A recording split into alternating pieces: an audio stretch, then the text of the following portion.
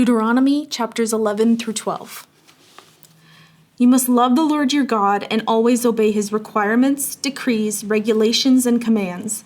Keep in mind that I am not talking now to your children who have never experienced the discipline of the Lord your God or seen his greatness and his strong hand and powerful arm. They didn't see the miraculous signs and wonders he performed in Egypt against Pharaoh and all his land. They didn't see what the Lord did to the armies of Egypt and to their horses and chariots, how he drowned them in the Red Sea as they were chasing you. He destroyed them, and they have not recovered to this very day. Your children didn't see how the Lord cared for you in the wilderness until you arrived here. They didn't see what he did to Dathan and Abiram, the sons of Eliab, the descendant of Reuben. When the earth opened its mouth in the Israelite camp and swallowed them, along with their households and tents and every living thing that belonged to them. But you have seen the Lord perform all these mighty deeds with your own eyes. Therefore, be careful to obey every command I'm giving you today, so you may have strength to go in and take over the land you are about to enter. If you obey, you will enjoy a long life in the land the Lord swore to give to your ancestors and to you, their descendants, a land flowing with milk and honey. For the land you're about to enter and take over is not like the land of Egypt from which you came, where you planted your seed and made irrigation ditches with your foot as in a vegetable garden. Rather, the land you will soon take over is a land of hills and valleys with plenty of rain, a land that the Lord your God cares for. He watches over it through each season of the year. If you carefully obey the commands I am giving you today, and if you love the Lord your God and serve him with all your heart and soul, then he will send the rains in their proper seasons, the early and late rains, so you can bring in your harvests of grain, new wine, and olive oil. He will give you lush pasture land for your livestock, and you yourselves will have all you want to eat. But be careful, don't let your heart be deceived so that you turn away from the Lord and serve and worship other gods. If you do, the Lord's anger will burn against you. He will shut up the sky and hold back the rain, and the ground will fail to produce its harvests. Then you will die quickly in that good land the Lord is giving you. So commit yourselves wholeheartedly to these words of mine. Tie them to your hands and wear them on your forehead as reminders. Teach them to your children. Talk about them when you're at home and when you're on the road, when you're going to bed and when you're getting up. Write them on the doorposts of your house and on your gates, so that as long as the sky remains above the earth, you and your children may flourish in the land the Lord swore to give to your ancestors. Be careful to obey all these commands I am giving you. Show love to the Lord your God by walking in his ways and holding tightly to him. Then the Lord will drive out all the nations ahead of you, though they are much greater and stronger than you, and you will take over their land. Wherever you set foot, that land will be yours. Your frontiers will stretch from the wilderness in the south to Lebanon in the north, and from the Euphrates River in the east to the Mediterranean Sea in the west. No one will be able to stand against you, for the Lord your God will cause the people to fear and dread you, as he promised, wherever you go in the whole land. Look, today I am giving you the choice between a blessing and a curse. You will be blessed if you obey the commands of the Lord your God that I am giving you today. But you will be cursed if you reject the commands of the Lord your God and turn away from him and worship gods you have not known before.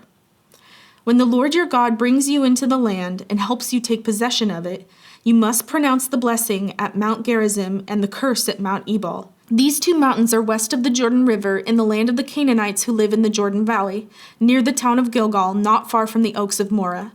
For you are about to cross the Jordan River to take over the land the Lord your God is giving you. When you take that land and are living in it, you must be careful to obey all the decrees and regulations I am giving you today. These are the decrees and regulations you must be careful to obey when you live in the land that the Lord, the God of your ancestors, is giving you. You must obey them as long as you live. When you drive out the nations that live there, you must destroy all the places where they worship their gods, high on the mountains, up on the hills, and under every green tree. Break down their altars and smash their sacred pillars. Burn their Asherah poles and cut down their carved idols. Completely erase the names of their gods. Do not worship the Lord your God in the way these pagan peoples worship their gods.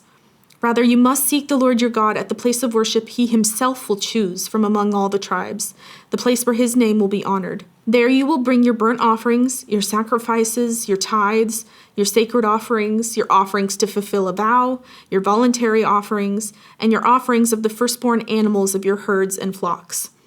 There you and your families will feast in the presence of the Lord your God, and you will rejoice in all you have accomplished because the Lord your God has blessed you. Your pattern of worship will change. Today all of you are doing as you please because you have not yet arrived at the place of rest, the land the Lord your God is giving you as your special possession. But you will soon cross the Jordan River and live in the land the Lord your God is giving you. When he gives you rest from all your enemies and you're living safely in the land, you must bring everything I command you, your burnt offerings, your sacrifices, your tithes, your sacred offerings, and your offerings to fulfill a vow, to the designated place of worship, the place the Lord your God chooses for his name to be honored. You must celebrate there in the presence of the Lord your God with your sons and daughters and all your servants. And remember to include the Levites who live in your towns, for they will receive no allotment of land among you.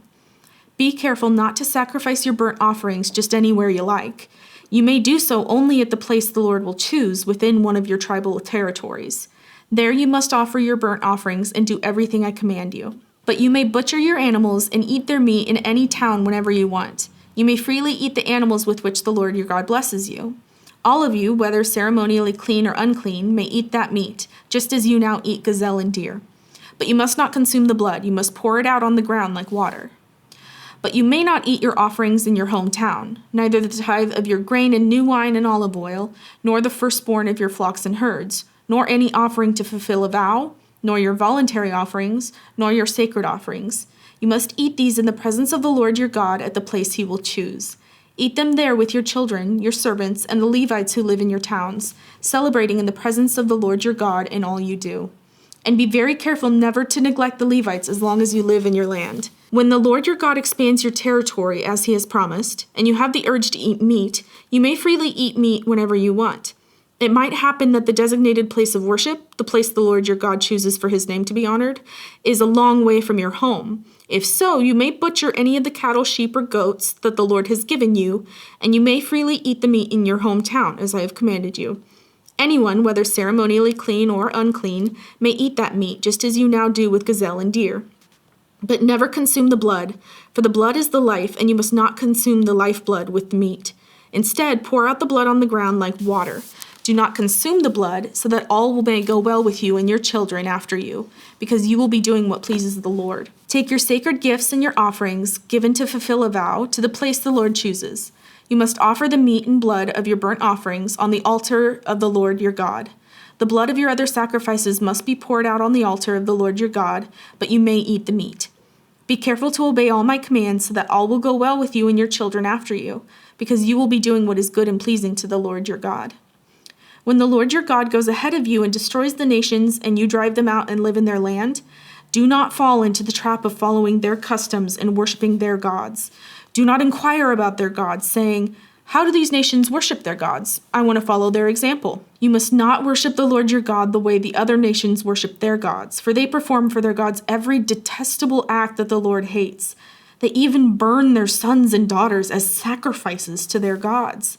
So be careful to obey all the commands I give you. You must not add anything to them or subtract anything from them. Luke 8:22 through 39. One day Jesus said to his disciples, "Let's cross to the other side of the lake." So they got into a boat and started out. As they sailed across, Jesus settled down for a nap.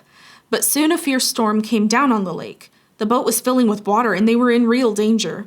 The disciples went and woke him up, shouting, "Master, Master, we're going to drown." When Jesus woke up, he rebuked the wind and the raging waves. Suddenly the storm stopped and all was calm. Then he asked them, "Where is your faith?" The disciples were terrified and amazed. "Who is this man?" they asked each other. "When he gives a command, even the wind and waves obey him." So they arrived in the region of the Gerasenes across the lake from Galilee. As Jesus was climbing out of the boat, a man who was possessed by demons came out to meet him. For a long time he had been homeless and naked, living in the tombs outside the city. As soon as he saw Jesus, he shrieked and fell down in front of him. Then he screamed, "Why are you interfering with me, Jesus, Son of the Most High God? Please, I beg you, don't torture me." For Jesus had already commanded the evil spirit to come out of him. This spirit had often taken control of the man. Even when he was placed under guard and put in chains and shackles, he simply broke them and rushed out into the wilderness, completely under the demon's power. Jesus demanded, "What is your name?" "Legion," he replied, for he was filled with many demons. The demons kept begging Jesus not to send them into the bottomless pit. There happened to be a large herd of pigs feeding on the hillside nearby, and the demons begged him to let them enter into the pigs. So Jesus gave them permission. Then the demons came out of the man and entered the pigs, and the entire herd plunged down the steep hillside into the lake and drowned. When the herdsmen saw it, they fled to the nearby town and the surrounding countryside, spreading the news as they ran. People rushed out to see what had happened. A crowd soon gathered around Jesus, and they saw the man who had been freed from the demons. He was sitting at Jesus' feet, fully clothed and perfectly sane. And they were all afraid. Then those who had seen what had happened told the others how the demon-possessed man had been healed. And all the people in the region of the Gerasenes begged Jesus to go away and leave them alone, for a great wave of fear swept over them. So Jesus returned to the boat and left, crossing back to the other side of the lake. The man who had been freed from the demons begged to go with him. But Jesus sent him home, saying, "No, go back to your family and tell them everything God has done for you." So he went all through the town proclaiming the great things Jesus had done for him. Psalm chapter 70. Please, God, rescue me. Come quickly, Lord, and help me. May those who try to kill me be humiliated and put to shame. May those who take delight in my trouble be turned back in disgrace. Let them be horrified by their shame, for they said, "Aha, we've got him now." But may all who search for you be filled with joy and gladness in you. May those who love your salvation repeatedly shout, "God is great." But as for me, I am poor and needy. Please hurry to my aid, O God. You are my helper and my savior. O Lord, do not delay. Proverbs 12:4. A worthy wife is a crown for her husband, but a disgraceful woman is like cancer in his bones.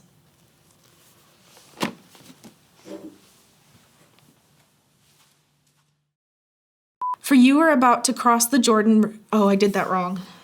It didn't end the quotes.